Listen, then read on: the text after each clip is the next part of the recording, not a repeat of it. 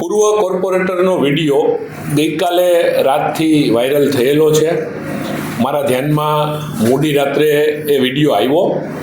સવારે મેં વિડીયો ફરીથી જોઈ અને એ પૂર્વ કોર્પોરેટરને મેં ફોન કરવાનો પણ પ્રયત્ન કર્યો. એમનો ફોન સ્વિચ ઓફ આવે છે.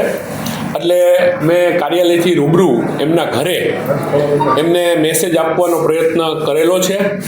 એમની સુધી મેસેજ પહોંચી જશે એટલે એમનો મને ફોન આવશે. હું આવી રીતની વાત આખા શહેરમાં આ વિડીયો વાયરલ થયો છે ને આપના મીડિયાના માધ્યમથી મને અનેક ફોન આ બાબતનું પૂછવા માટેના આવી રહ્યા છે અને આપ પણ અત્યારે રૂબરૂમાં પણ મને આ વસ્તુ પૂછવા આવ્યા છો.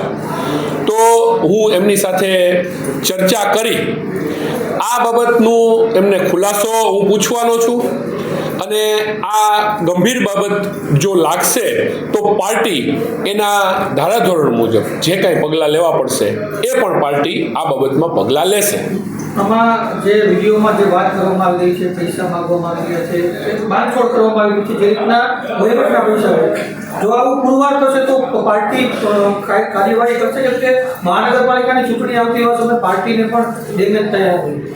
ચોક્કસ આ બાબતે કંઈ પણ વસ્તુની ખરાઈ થશે તો પાર્ટીએ આ બાબતના પગલાઓ લીધા જ છે અને આમાં પણ પગલાં ચોક્કસપણે લેશે. કારણ કે કોર્પોરેટર રહી ચૂક્યા હોય, એ ડિરેક્ટર પણ સરકારમાં રહી ચૂક્યા છે અને આવી રીતની વ્યક્તિ દ્વારા જો કંઈ આવી બાબત બનેલી હોય તો ચોક્કસ ચૂંટણીનો સમય નજીક છે એટલે નહીં, કોઈ પણ સમયે ભારતીય જનતા પાર્ટી શિસ્તબદ્ધ પાર્ટી છે અને આમાં જે કંઈ કરવું પડશે એ પાર્ટી કડકાઈથી પગલાં લેશે. કહેવાનું છે કે ષડયંત્ર થઈ ગયું છે મારા વિરુદ્ધ, શું કહેશો?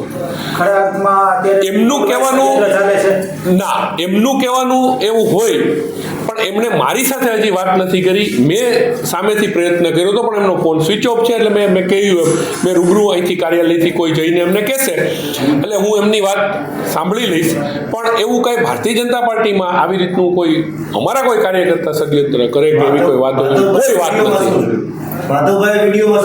મેં વિડીયોમાં આપ સૌએ જોયું એ જ જોયું કે મેં વિડીયોમાં એ જોયું એ જે રીતના જવાબ દે છે પૈસા અનિલભાઈ મકવાણા. હું કોઈ વસ્તુ છુપાવવા નથી માંગતો કેમ કે એમનું નામ બધાને ખબર છે અને હું એ નામ ન લઉં તો મારી ઓલી ગણાય.